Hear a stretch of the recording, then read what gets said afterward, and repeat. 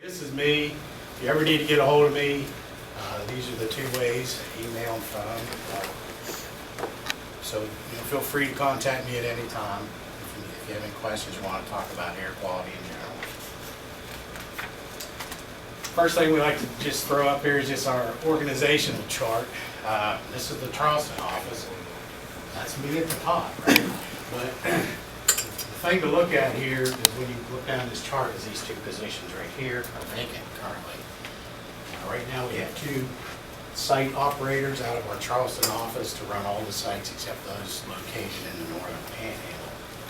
I'll show you that in a minute. Unfortunately, one of those site operators is out of our Fairmont office who just resigned a couple weeks ago. He swears it wasn't because of me or the job, but for personal reasons. So we're currently trying to fill those positions. But you can imagine, the process of trying to get applications, interviews, and then the extensive training program. So we're a little short on staff right now. But we do have a small lab in Guthrie. We do pretty much two things. We process these filters that collect particulate matter 2.5 microns or less. And we have a metals lab where we process particulate that we collect in the field. We process it to look at toxic smells. Data management is a big portion. In fact, in the next slide, you'll see that we have that same position in the Wheeling office. This is the Wheeling office, Northern Panhandle Regional Office. We also have assistant director.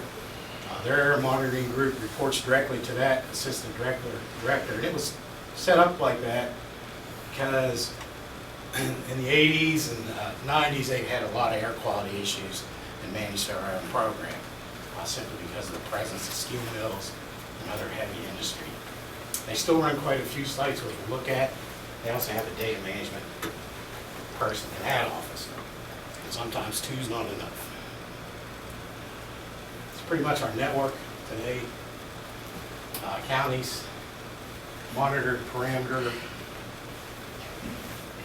across the top, and then just the number of units in each county. I got a couple red circles here to highlight that Beckley, West Virginia, Raleigh County. We haven't operated this in a long time. If you refer back to the organizational slide, we would short that one staff person for quite a while. So as your staff reduces, you got to review your network and what you can and can't do. So we haven't operated that in a while. And then the other circle is this air toxics. You can see we have 3 sites. There'll be a short slide on this, but one of these is in Morgantown. It's doubtful we're going to continue to operate simply because of the cost of the analytical work for these analyses. But we do have an option maybe to rotate these remaining 2 sites around, and we're going to look at that. But the cost for these analyses that are performed by other states for us has risen. Statewide, it's kind of a picture of what our network looks like. I threw in a couple other sites here that we don't run, but that are located in West Virginia. And namely, those sites are this guy right here, this guy right here. These are CASNet sites. They're called Clean Air Status Trends Network sites. Are operated by an EPA contract. They're rural ozone sites. They actually report their data, and it's quality assured data, so that it is used in the decision-making process. The other site I'm showing on here is this guy. It's the improved network. By the way, this is in Gilmore County. This is slightly south of Glenville College. This is in Parsons, and this is the improved network, which is I think it's run by the Park Service. It could be the Forest Service. I don't know. It actually monitors for visibility, increases or decreases in visibility across vistas by collecting particulate matter and then doing subsequent chemical analysis on it. That's the Dolly Sods. If you've ever been there, it's pretty elevated site. So you can see this is our Martinsburg site. Prior slide, what we monitor here is PM 2.5 and ozone. We'll look at that a little bit later. Charleston, I'm showing this here. This is an NCORE site. It's a new one we just put in. We have picture that at the end here. We're still learning how to operate it to some degree. You can see up here in the wheeling area, we have a pretty dense network of sulfur dioxide monitors. We have monitored carbon monoxide and some other size fractions of particulates. Simply because, historically this has been a heavily industrialized area. Not so much anymore, but we still have those monitors in place.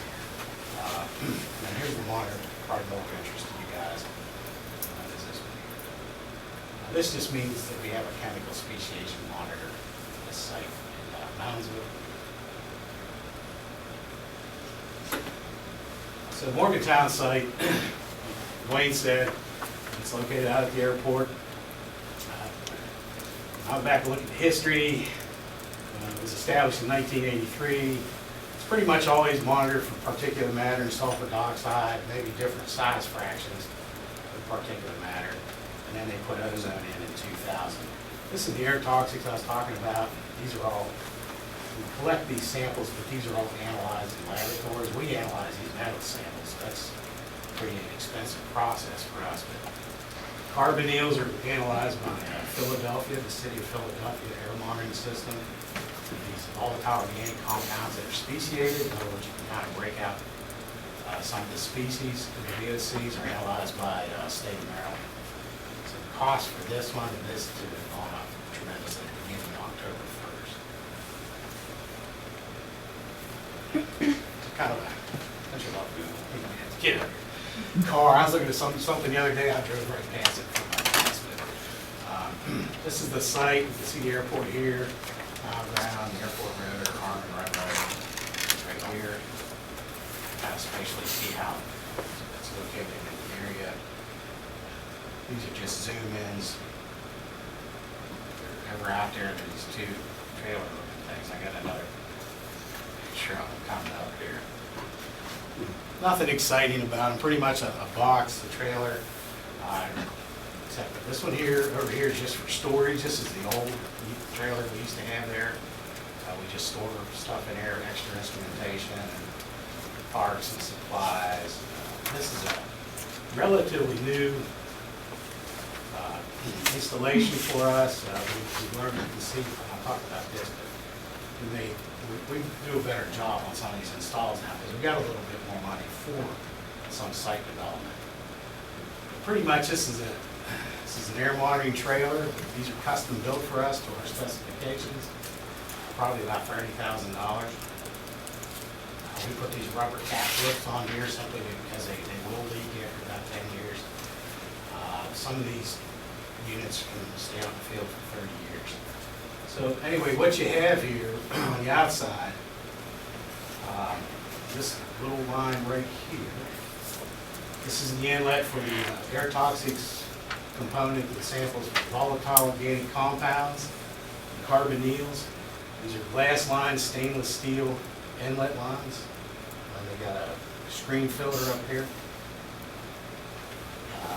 This inlet here is the inlet that goes to our sulfur dioxide monitor and our ozone monitor. These guys coming out the side, they actually pump calibration gases up to where the inlet is, and that's how we calibrate our monitors. EPA now makes, we used to do them at the back of the monitor. EPA now makes you actually make sure you got the whole sampling train and put it in your calibration system. These boxes up here are PM 2.5 samplers. We don't run all those, and I'll get into why we got 3 of them up there. We only actually run 1. And these are just lights. Because sometimes our site operators are up there after dark performing maintenance. What you can't see on the back of this, on the back, and I don't have a picture of it, so there's 2 HVAC units that hang off the back of this. The shelter inside has to be controlled within certain parameters defined usually in the vendor specifications for that monitor. And at least if we have a failure of one unit, the other unit will actually, try to maintain either air conditioning or heat. These are probably air conditioned more than they are heat because of the heat generated by the monitors. This is just a front. This is one of our first new shelter installations in a long time, so we didn't have a lot of money for pad development. We don't do this anymore.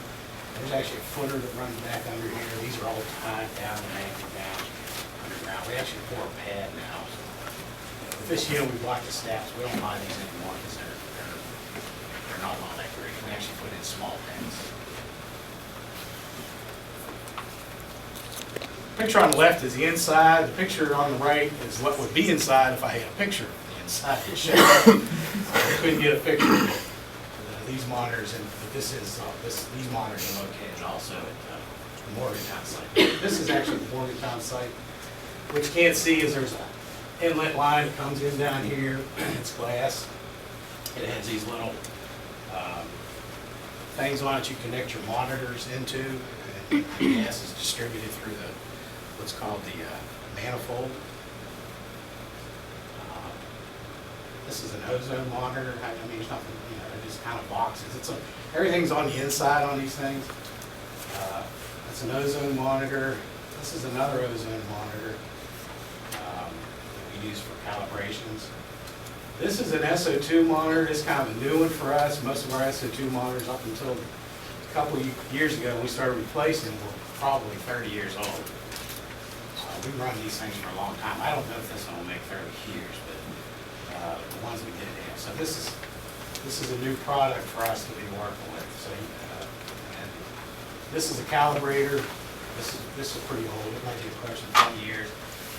These probably cost close to $20,000.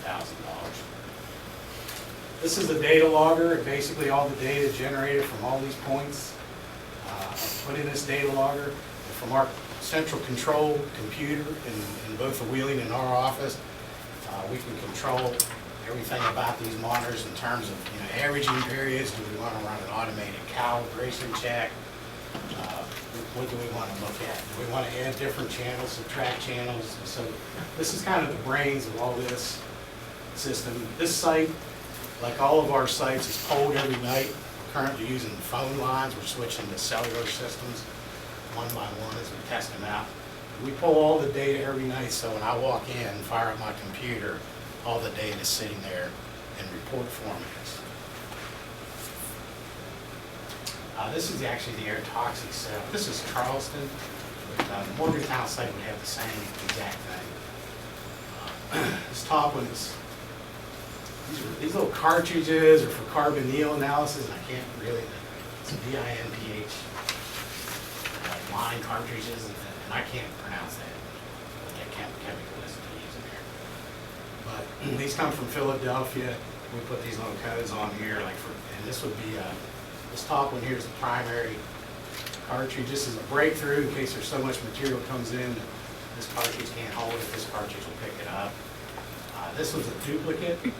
Occasionally you got to run duplicate cartridges, and you compare that one to this one in the analysis and the reports.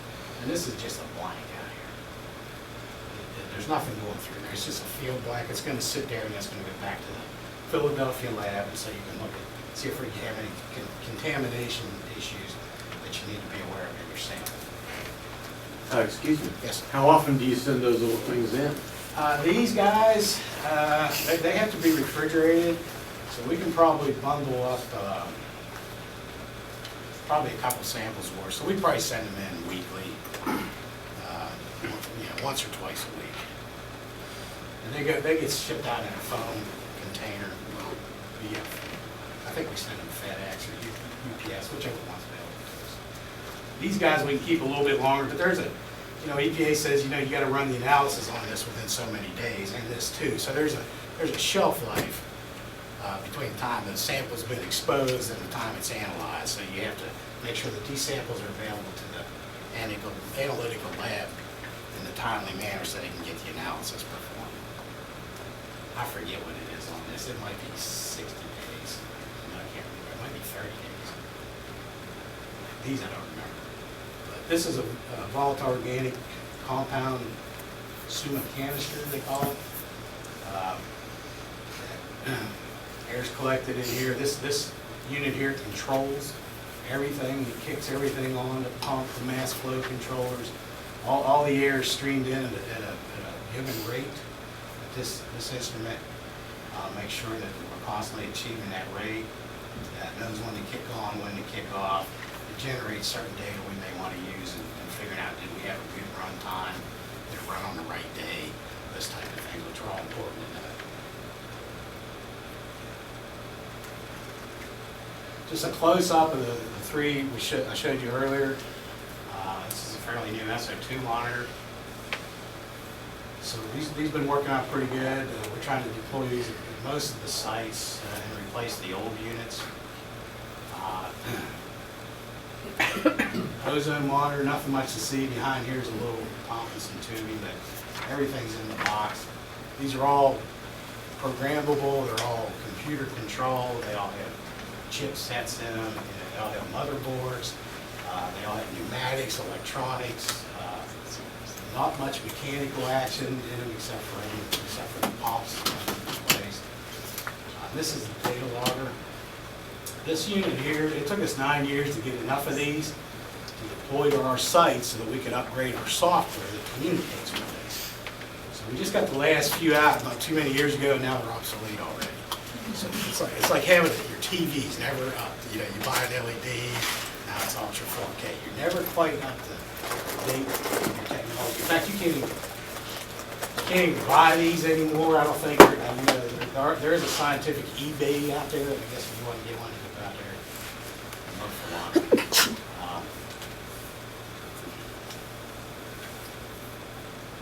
Now this is a 2.5 monitor, which samples for particulate, less than 2.5 microns in diameter. We'll look at a little bit on that here in a minute, but I just want to show you the monitor samplers, I guess, that's right there. This is a brand new one. You can see these are the same things. That has a little different name than this one. These guys bought out this guy. These were pretty well made when these guys were making them. These were a pretty small company making them. They made them an offer they couldn't refuse. So when these guys bought them out, first thing that happened is the performance of the units deteriorated. This firm is a huge global company.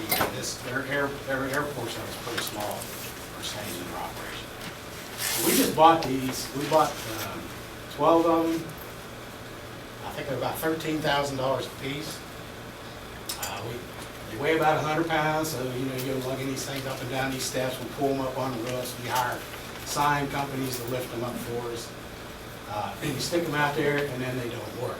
And what we came to find out was in cold weather, they won't operate in cold weather. So we had to go back and get all these old ones back out of the shop. And you have to calibrate them, verify them. You have to make sure everything's working. You have to test them out. It takes days. You have to actually work with these. So right now we have both of these. I'm actually coming up next week and going to grab this one. The company's coming in finally to fix it. But interesting to note on these is right here. The airstream going in at the point right here, these things run at a certain flow rate. So the theory is that flow rate with this design, this inlet was designed by a guy that worked for this company right here. And this is used pretty exclusively across the country. But the particle size going in right at this point in here is 10 microns in size or less. So you already cut your particle size down to particles that are of interest in terms of your respiratory system and your breathing and that type of thing. So you already made that first cut. There is a standard for PM10, which is what it's called for the 10 micron, which we'll look at in a minute. This is just a dropout from moisture accumulation here. As that particle in that stream goes down here, I don't have a picture of it, but right under this lid, there's what they call sharp cut cyclone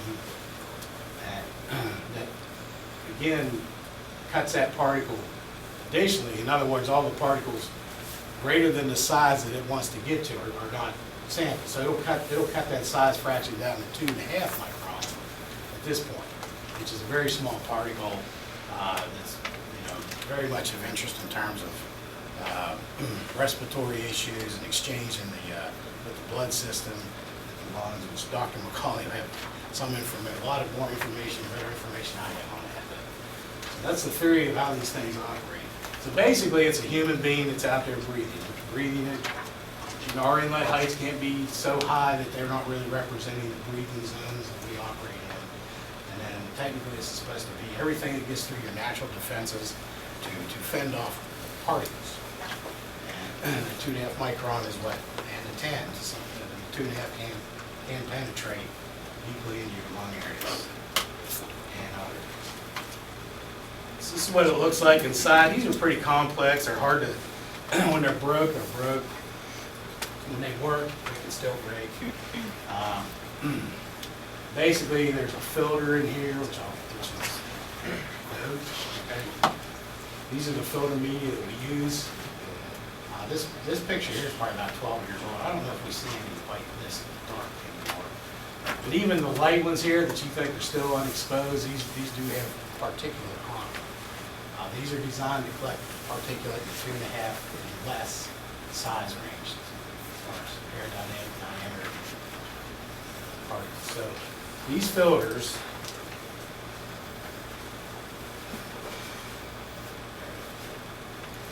are what's in these cans. So these filters get placed. This is a pneumatic system. It's pretty amazing that these things even function at all, especially in the bad weather. But they do. Anyway, we have a couple filters loaded in there, and then we'll actually put the filters into this sample inlet stream, and the filter will sample for 24 hours. The machine, because of all this, knows it's time to shift that filter over, and it shifts it over here and parks it there, and then this filter comes in, and when that happens, this filter, the exposed filter goes down into this canister. So our operators, when they're at the site, all they got to mess with are these cans. They don't have to get in there and touch or look at the filter. So these are already pre-packaged in our lab. You can see pneumatic lines. These things also generate a lot of information that we download over the phone lines that our laboratory software system requires before it'll even let you weigh these filters. Tim, did you bring any slides of graphs of results? I do. I have some stuff. Okay. I'm running through. We don't want to run out of time. Okay. That's where we weigh them at. That's all brand new stuff. We just redid our lab up there. It's an environmentally controlled room. This is just the way we monitor for metals. It's an old-fashioned particulate monitor, but then we process it in the lab for metals. Let's see.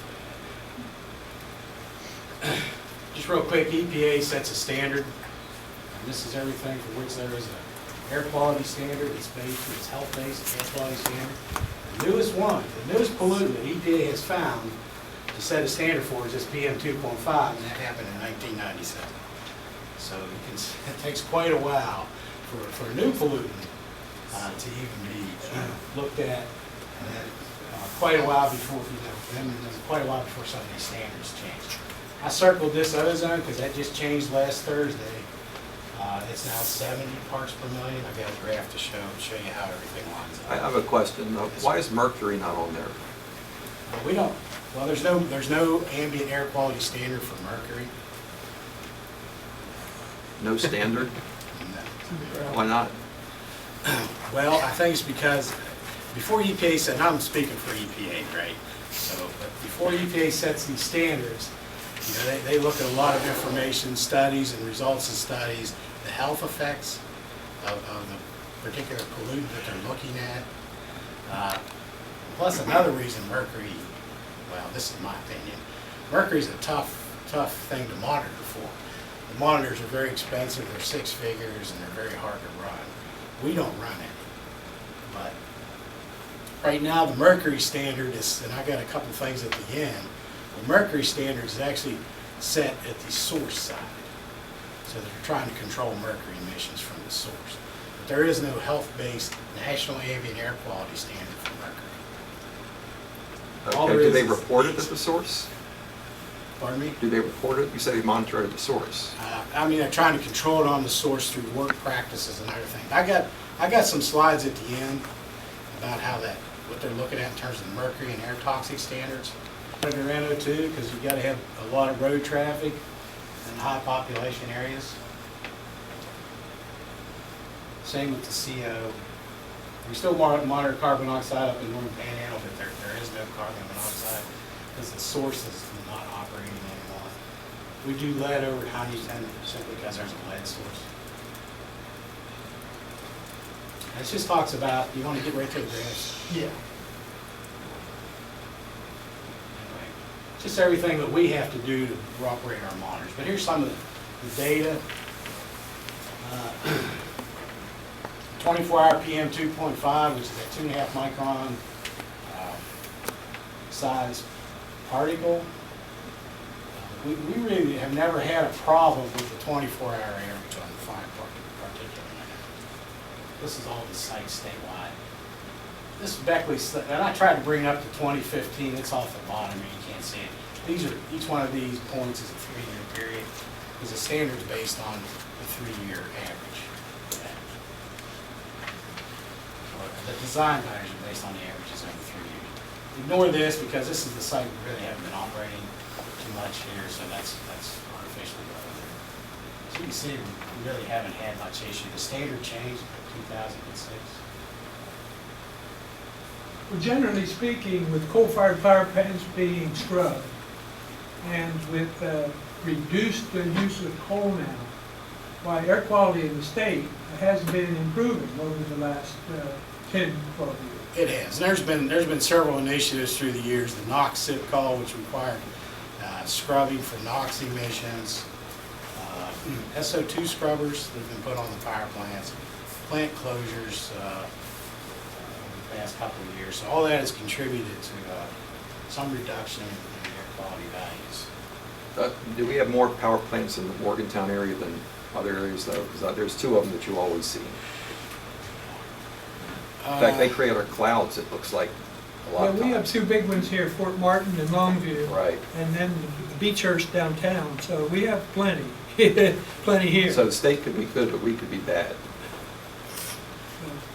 Well, I'll show you. I mean, that's what this data is used for, to determine the air, whether the area attains or doesn't attain what EPA decided was the National Ambient Air Quality Standard. So the 3 things we look at: ozone, PM 2.5, and sulfur dioxide. Ozone's not a primary pollutant, but it is secondary. What is the horizontal scale on that graph? What is the exact? Yeah, you can't see it. It's 3-year periods. Oops, sorry. Oh, I see. It's just 3-year periods because it's based on 3 years. It's how EPA determines whether you are in or out of the standard. This is the annual standard. We haven't done as well with the annual standard in the past as we did with the 24, if you recall. We didn't have any problems with the 24. This only goes back to 04, but if we look further, these values would probably be even up a little bit higher. Because when EPA first put the standard in, we were monitoring values above this 15. Is Morgantown leading the pack there? Up here? Is that Morgantown on top? No, I think that's Fallons Beach, West Virginia right here. Morgantown looks like it's right about. And I do carve that out. You'll see just Morgantown here, because this is a lot of stuff on this graph. These are 2.5 maintenance areas because we didn't meet the standard, original standards. So here I just took everybody out except Morgantown. And this is the 24-hour, I'm sorry, this is a 24-hour standard. So you can see Morgantown's never had a problem. Neither have any of our other sites with the 24-hour standard. See a little bump up here. But again, I threw in some 2015 data. We're not quite done with 2015. A lot of samples are processed, and that little point is going to change a little bit once the years are over. And then here we are on the annual standard for Morgantown. Is Morgantown basically the airport? Is that Yes, where the testing is? all this data is collected out at the airport. Is that a good representation for the rest of Morgantown? We think it's a good representation for the area, for the Morgantown area. Wasn't it moved? I don't know. I thought they moved it a few years ago. No, it's been Couldn't out find there out since why. 1983. Okay. We did have some other SO2 monitors in Morgantown that Wayne might remember, but that's because of MEA. We shut those down years ago because it wasn't showing anything. Yes. What are the criteria for positioning an air monitor in the locality to get an average? EPA sets the criteria. Yeah. They approve all our monitoring sites. Mhm. There is regulatory criteria in terms of just placement of the monitor. You gotta be so far from the strip line of trees. You gotta have open area as much as you can around the inlets. You keep your probe inlet where you take the air in can't be too high off the ground. You know, it can't. I forget what the top level is. But in terms of where it's located in the town, Well, I mean, the edge is better or considered better? I don't know if there's, when we look at criteria for, like, we just put in a site in Charleston. It took us 4 years to find a suitable location and to get someone who would lease us some area that we put one of these shelters on forever. We're in here 30 years when we get in usually. So part of the criteria is what's feasible in terms of where can you get a site at that's easily accessible, that meets all EPA siting criteria, that you have somebody who's willing to lease you the site for a long-term period of time, and you can reasonably expect that you won't be moving that site because somebody builds a building next to it or something like that. I mean, they can't be close to buildings, or there has to be certain distance between the closest obstruction, that type of thing. Are you not getting the aircraft fuel exhaust at the airport? Yeah, I don't think, it probably doesn't have enough activity to really impact the monitor. If it was right here, downtown Morgantown, wouldn't it have more pollution from cars and trucks? And MEA? Well, I don't know about MEA, because we did have SO2 monitors in this area to monitor MEA when they first went in, and we didn't really see anything. And I think it was Knapp Hall, the law school, and, yeah. So we did have those 3 locations. Does the monitor spatially represent where you're standing at any given time? No. I mean, if you're, if I'm monitoring Charleston, if I walk out on my porch, my neighbor has a wood stove. He gets a lot of downwash in the winter. When I walk out on my porch, it's pretty smoky. That monitor's not representing my exposure right at that period of time. But you gotta understand this, this is an average over a period of years. You're going to collect 3 years of data before you even make a decision about whether your area attains or doesn't attain the national ambient air quality standards set by EPA. There's going to be spatial differences in air quality depending on where you're at, what your location is. If you're sitting in traffic, it's going to look a lot different than maybe what we're seeing at the airport. Did you bring any ozone data? I do have ozone data. We're going to have to move on to our other speaker here. So. 70 is the new standard. The standard's been changed 3 times, but takeaway is here it's 70 out here. Everybody in the state attains that standard. All our sites. And then Morgantown has really never had any problems with the ozone standard, no matter what the standard was. You can see some downturns, the economy in 2008. You can actually see some of that data sometimes in the layout. It's So, pretty much been plateaued here the past few years. I have a question. Yes, ma'am. This is an average of over 3-year period? Yeah, this one's actually an average of the 4th highest value each year. It's the 4th highest value for each year, averaged over 3 years. So do you ever graph or have the raw data? Oh, yeah. Yes, we keep all the raw data. We keep 5-minute data. This is actually 8-hour data. This is an 8-hour standard. But we have it down to the hour, and I think for ozone, maybe down to 5 minutes. Is that available for public to look at? Somebody wanted to look at some data and would send me an email and said, can I have some data? I'd share that with you. It'd be a lot of data. Yeah. You want to narrow your request, and I'd work with you on, how to format it and what you can. Right. I'll get to that ozone here in a minute. SO2 real quick. Here's Morgantown. Uh, see, Dramatic reduction. Yeah, dramatic reduction, past couple 3-year periods, and this is 2015, not all the data's in, but wouldn't expect much difference. Plateauing, about 15 parts per million, standard 75. Can you attribute that to Longview, Uh, or did they just Scrubbers add? on Fort Martin? The scrubbers on a lot of the power plants that scrub for SO2 emissions. The monitoring doesn't really tell you a picture about a particular facility. It's the aggregate contribution of all sources of air pollutants, whether they're sources, automobiles, open burning, forest fires, all that stuff to the air mass. So you really can't trace it back to the unit. Yeah, did Longview replace the power output of other plants, or did it just add to it? It just added. It added, it didn't replace Yeah, that Fort although Martin just, example? within the last half a year or so, a huge plant was closed up in Masontown, Pennsylvania. So it's called Hatfield Ferry, and so we live in a changing environment.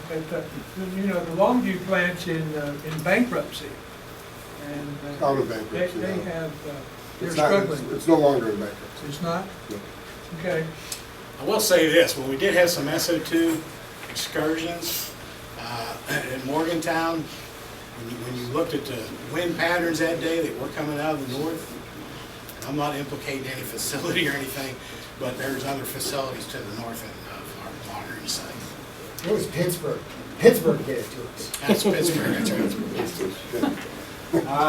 right. Talking about ozone, here's one exceedance. We had an exceedance of the ozone standard this year in Morgantown. This guy right here was actually predicted by EPA on their Air Now website. This is orange, which is unhealthy for sensitive groups. This is an air quality index. Besides having an unhealthy for sensitive groups air quality index value, it was also exceedance of the then ozone standard of 0.75. That's the part right up there, sir, that if you were to go up Route 7 right there, and all the trees up there are supposed to be green leaf, they're all gray leaf. Relieved. That's because of that stone quarry up there. The dust that comes off that place is unbelievable. Yeah. This lady lives there, and she's got to wash her car every other day because you can't even tell the color of her car.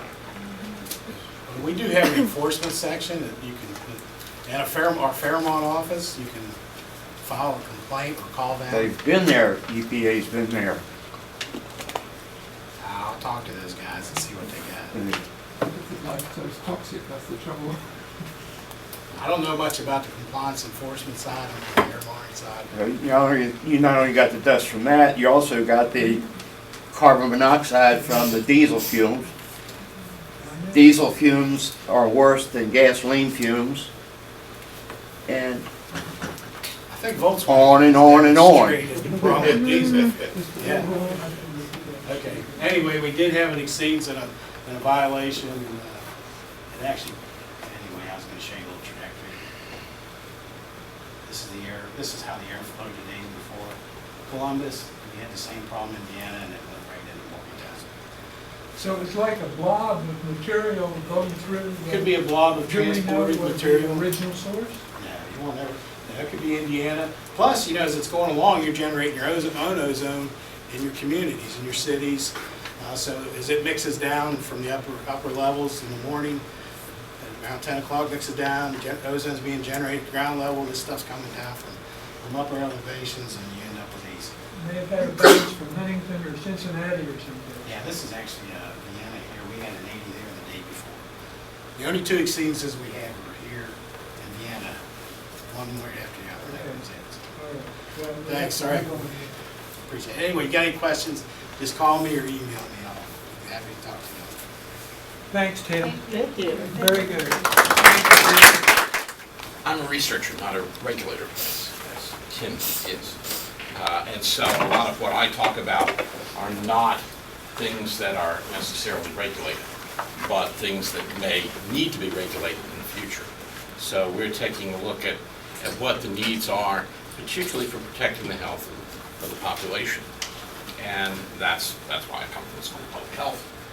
That's my interest, that's my background.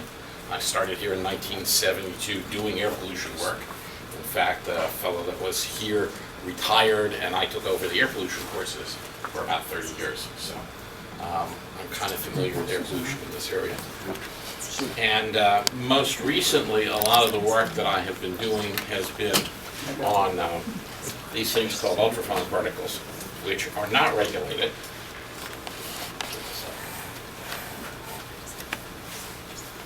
And so the Europeans kind of have a leg up on the United States in looking at the problems.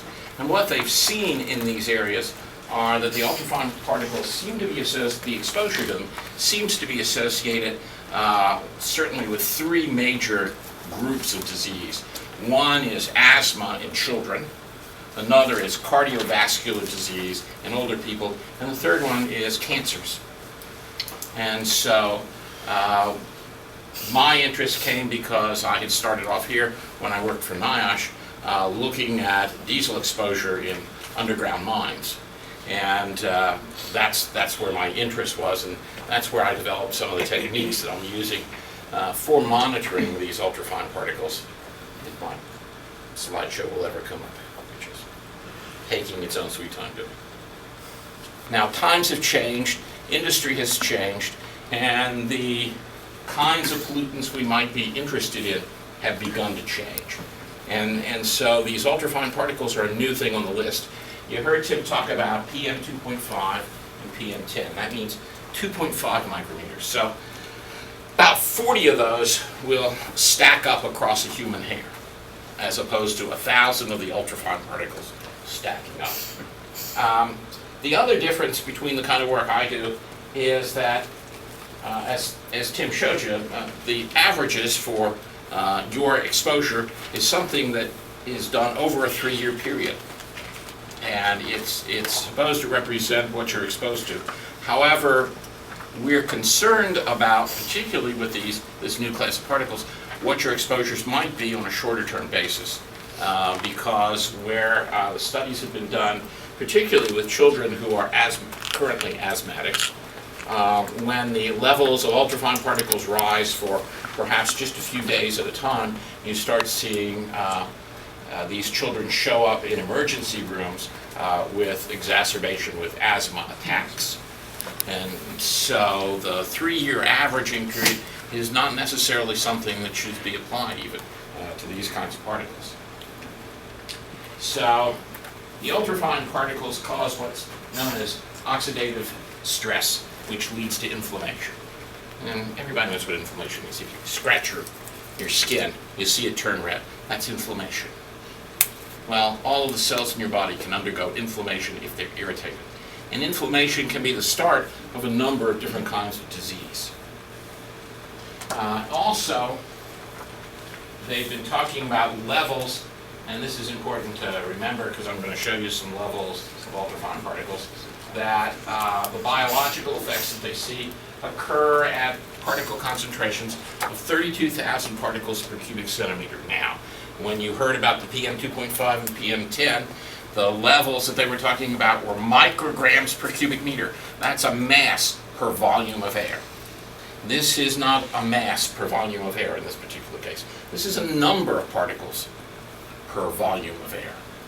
And so we believe that the effects are either associated with the number of particles or perhaps the surface area, the cumulative surface area, which is related to the number of particles.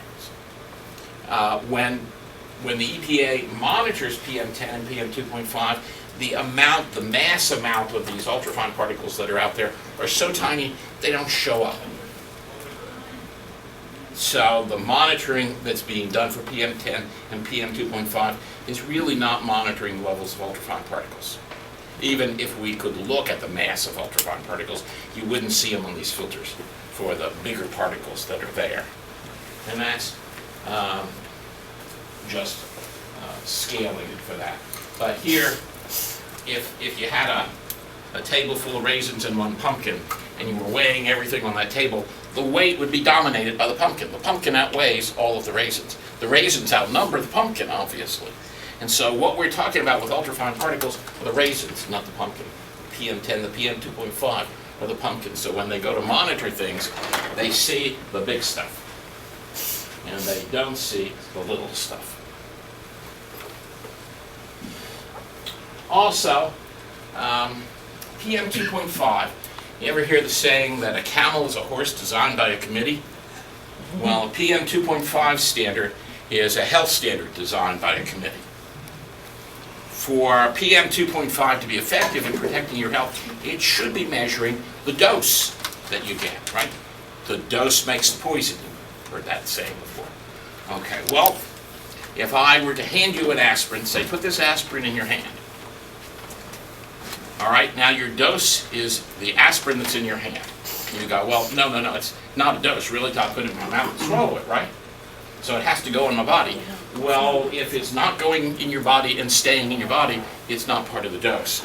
And this is the criteria for PM 2.5. It's a size selective criteria. Not all of the particle sizes get into the sample with the same frequency.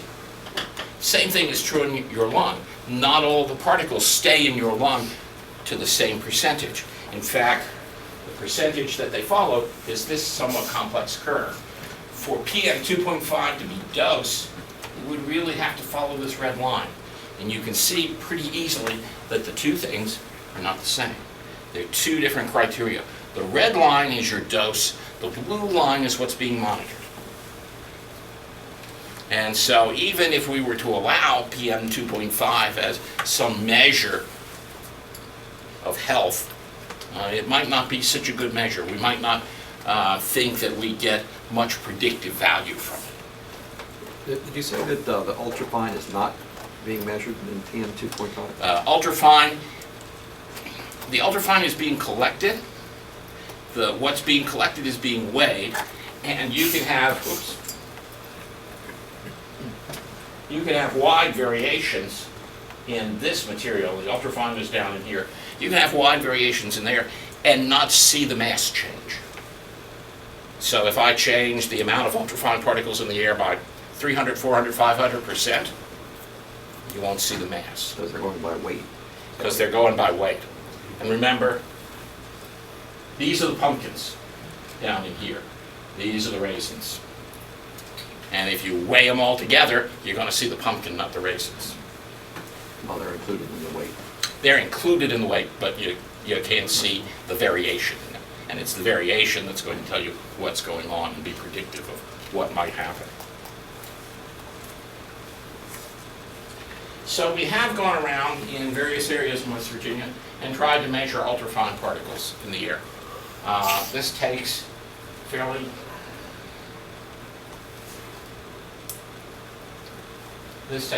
expensive equipment. Tim mentioned that some of these monitors are 6 figures and touchy. Well, here's some 6-figure monitors that are touchy. I love watching things like CSI on TV because they'll pick up a piece of dust and they'll put it under a microscope and they'll tell you everything you ever wanted to know by looking under that microscope. That's what we call science fiction. You think it's rocket ships going, the rocket ships are much closer to science than CSI. So, in fact, it's very difficult to do monitoring and to do science. Tim told you about these things that only work part of the time and sometimes don't work at all. All scientific equipment is pretty much like that. It's touchy because it's delicately made to do very delicate things. One of the things that we did here was we found a couple of areas in which there were high ultrafine particle concentrations relative to another area. So these two areas were really significantly different from one another at 23,000 particles per cc and 16,000 particles per cc. So we went then and looked into our database to see if we had any information on pediatric asthma rates in those areas. And in the 16,000 particle area, the asthma rates in the various zip codes that we monitored were around 8% on average. Now 8% is about the national average for pediatric asthma. And it's actually close to what the average is for much of West Virginia. But when we were in areas where there were this high ultrafine particle concentration, then the asthma rate was almost threefold in some cases. What caused it? What caused it? The high rate, the high particle count. Oh, the high particle count. Well, we were in the middle of nowhere, literally, on country roads. So, it wasn't the traffic in this particular case. But I can tell you one way that ultrafine particles are caused. I can't tell you that this is where it was absolutely coming from, but one way that ultrafine particles are caused is the same way acid rain is caused. You remember hearing about acid rain years and years ago? You take sulfates and nitrates, sulfur dioxide and nitrogen dioxide coming out of petrochemical combustion of any sort. You put them into the air with sunlight, and NO2 and SO2 become NO3 and SO3. NO2 and SO2 are gases, and NO3 and SO3 are solids. And so when they undergo that oxidation, they in fact undergo a phase shift from a gas to a solid. That may cause a small particle. However, just like the ozone levels that Tim was talking about, they could be coming from Cincinnati and St. Louis and Cleveland and Detroit and all of these other places, because we see ozone levels at all sorts of odd times. You should only be seeing ozone, high levels of ozone, when it's light outside, because ozone's caused by sunlight. I did my master's thesis in beautiful downtown Mount Storm, West Virginia, where there was not a lot of traffic, so one would not expect high levels of ozone, right? So, in fact, in Mount Storm, you get two cars coming to the stop sign at the same time. It's a traffic jam. I'm just kidding. I have good friends who live in Mount Storm, not kidding. But it's not a high traffic level. And we were seeing 100 part per billion ozone levels, which is pretty high. That's bad stuff. And we weren't seeing it at noontime, we were seeing it at midnight. And we were seeing it at midnight because that's when the weather patterns came through. When you could see a front move through the area, suddenly up went the ozone. And if the front was coming from an area that it was urbanized, you could see it much more frequently than if it were coming from, say, the south. And if it's coming from the west and northwest, then it was high levels of ozone. So just because you're sitting somewhere doesn't mean you're not exposed to something that's coming from potentially anywhere. Is the ozone a gas or particle? The ozone is a gas. But these are small enough particles. We're talking about, at a 1/10 of a micrometer to a 100th of a micrometer, which is kind of the size range that we're looking at. We're talking about a particle that's only a few molecules big. So it's a lot of people will say these ultrafine particles are really more like a gas than like a particle in the way they act. And so if the ozone can be carried along, so can these ultrafine particles. Actually, even the PM 2.5 can be carried along in the winds because it settles so very slowly. We have, Something I've always been told, but I've never been verified, but I trust the people that told me, was that West Virginia's mountains form like a bowl. Yes. And that when things come from either side, they sort of settle I'm into the glad you bowl. mentioned that because I have a slide on that. So it is true. It's not- It is true. Stuff will settle in here and be kept in here.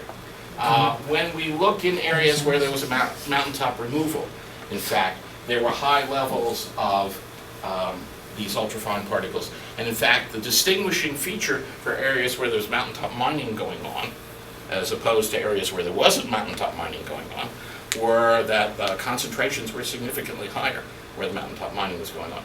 Probably due to the heavy duty equipment, the trucks from the sites, and the explosives on the sites. That's what we think. That's what the at least the early indications are. And we've also looked at particle counts around the unconventional natural gas drilling operations. Because in unconventional natural gas drilling operations, to do the hydraulic fracturing, you have to run these huge engines to get a high enough pressure in the ground to fracture the shale. And the engines that they use are locomotive-sized diesel engines, and there can be 10 to 20 of them on a site during the hydraulic fracturing operation.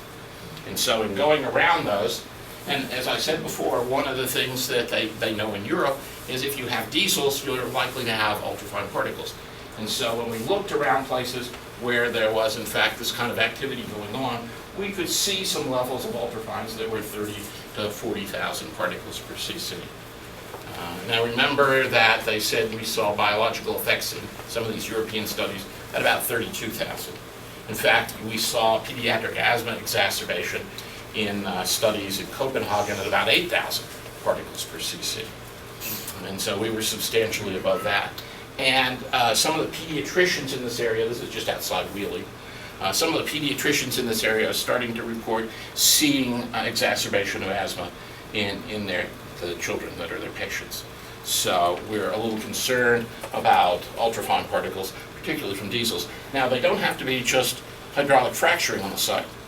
Okay? Diesels can be truck traffic going to the site. Diesels can be truck traffic just traveling along the interstate. And so in all of these cases, we have generation sources for these things going on. When you're dealing with gas, diesel, kerosene, and all these different types of things that they throw in, the fuel, like coloring from different companies. I don't know where their coloring comes from, but all those companies have their own colors. Well, actually, the interesting thing about these ultrafine particles and the research that's been done on them so far in animals. In animals. They have animal exposure experiments where they expose animals to ultrafine particles. They find that the constituents of the ultrafine particles don't necessarily matter in terms of whether they can have a toxic effect or not.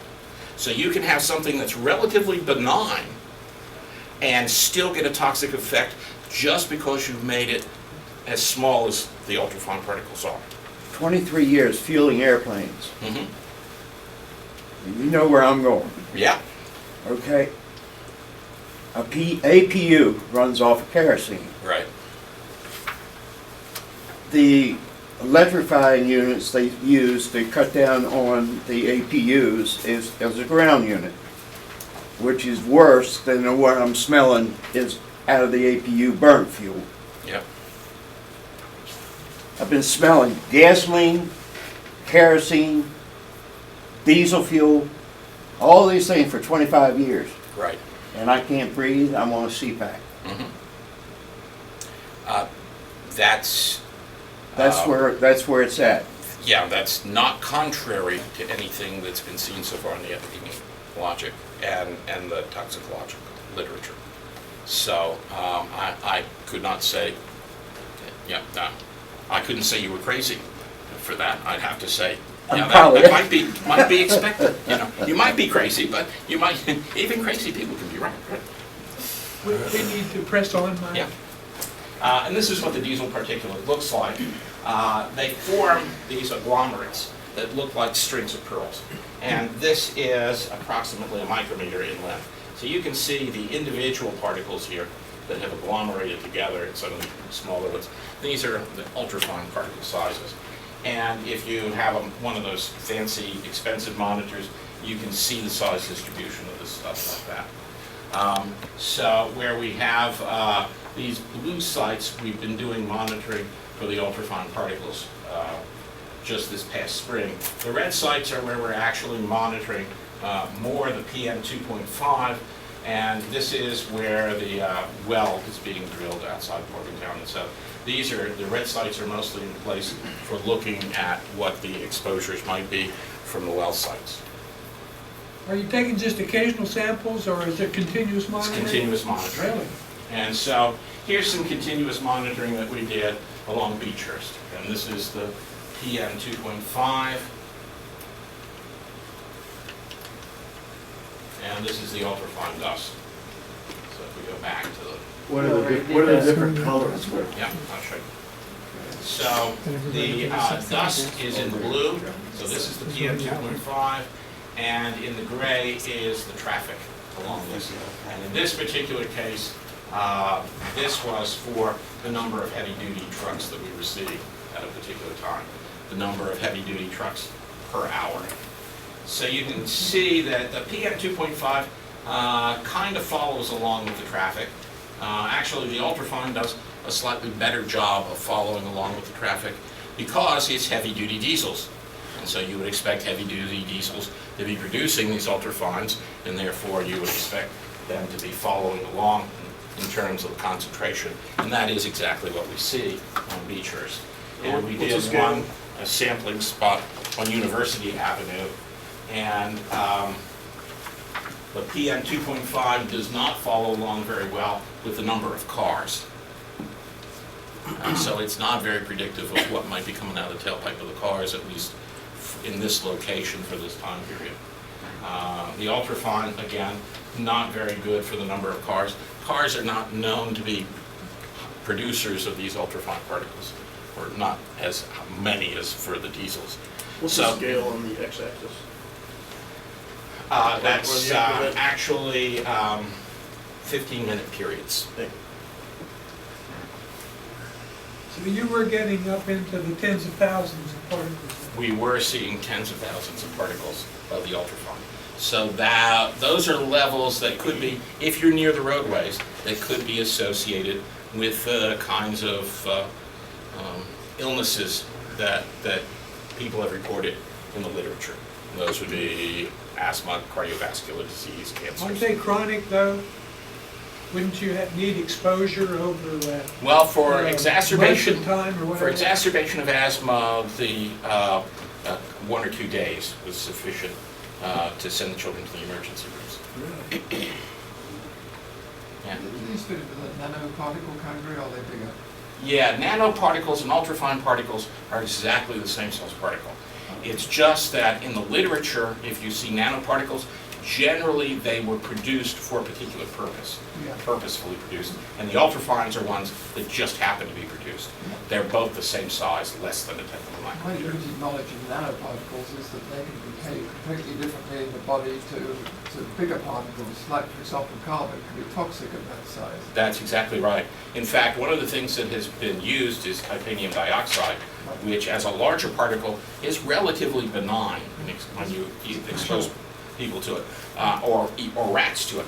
But if you take the same amount, the same mass amount that you expose the rats to in the larger particle size, change it to all ultrafines, you can kill the rats with it. And so, Dwayne was asking about the number counts. Here are the averages. Minimum, maximums of about 43,000 particles per cc in Beechhurst and 41,000 on University Avenue. So these are high enough levels that we might want to see more sampling and more health effects studies being done in the area, and that is in fact what we're planning to try to do.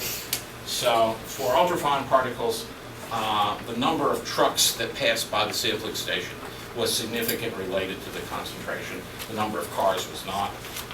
For PM 2.5, the number of cars was somewhat significant, but the number of trucks was not. And wind speed, in fact, was significant for both the ultrafine particles and the PM 2.5, because if the wind speed got high enough, we were kind of in a street canyon environment, so you could blow it away from the samplers. Now, you asked about topography and meteorology. Yes, in West Virginia, particularly, a lot of the studies people are doing along highways are in California, and the interstate highway systems they're looking at are in open, broad areas. Around here, where we have inversions that can occur, you can see an inversion around here. In fact, there have been a few the last few mornings. If you look down in the valley, you'll see the morning fog down in the valley. What happens is there's a warm air layer that traps the air down in the valley. It's cooler down in the valley and warmer above the valley. And that warm air layer acts like a pot lid to hold the cooler air down in. And so concentrations of things can build up in these areas.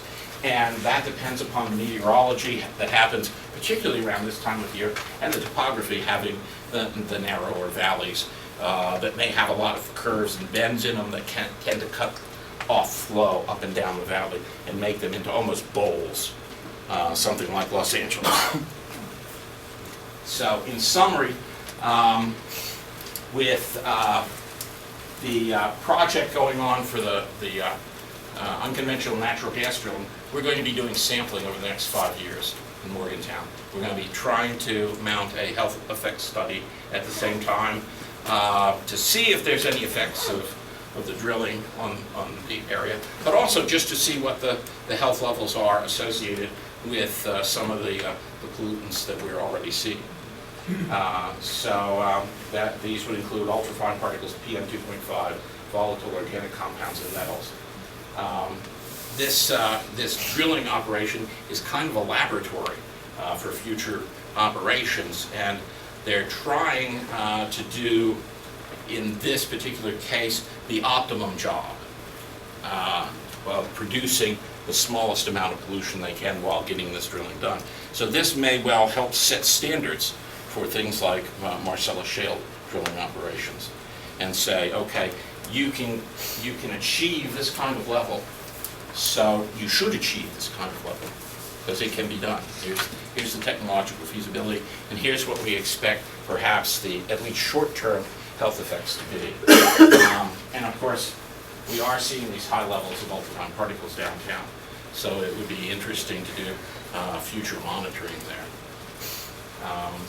And so I've been funded by a group called Green Drilling out of Houston to look at the effects of technology on limiting exposure from drilling operations. I've also been funded by the Department of Energy under the Marcellus Shale Engineering and Environmental Laboratory. Sunil Moon was one of my graduate students, and she was the one who did all of those nice graphs and analyses of the downtown Morgantown traffic. Both Travis Knuckles and Maya Nye are my colleagues in the School of Public Health who are helping me collect some of this data. So thanks to all of them. And with that, I can take questions too.